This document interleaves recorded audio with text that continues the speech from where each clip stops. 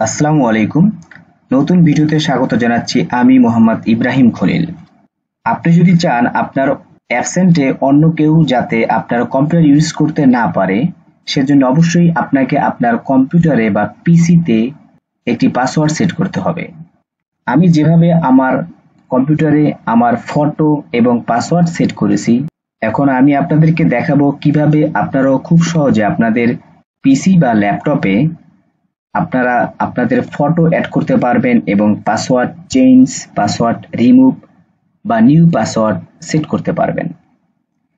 এজন্য শুরুতেই আপনাকে স্টার্টের পাশে টাইপ হেয়ার টু সার্চ এখানে টাইপ করতে হবে সেটিংস। তাহলে সেটিংস চলে আসবে, এখানে ক্লিক করে এখান থেকে অ্যাকাউন্টস,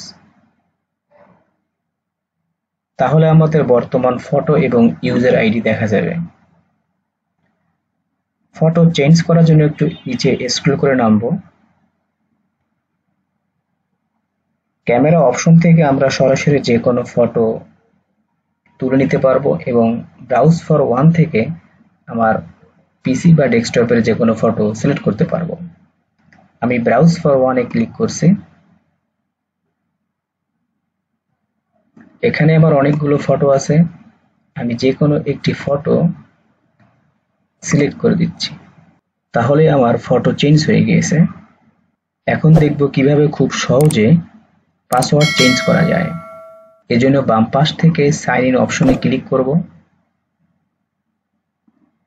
পাসওয়ার্ড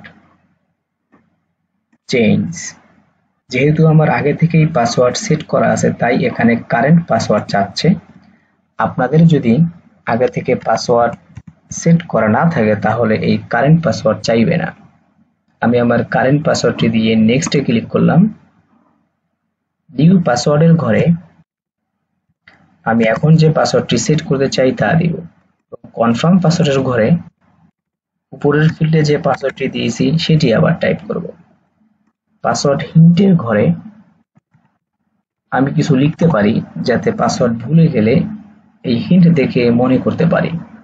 নেক্সটে ক্লিক করব। ফিনিশ। আমার কম্পিউটারের পাসওয়ার্ড চেঞ্জ হয়ে গেল।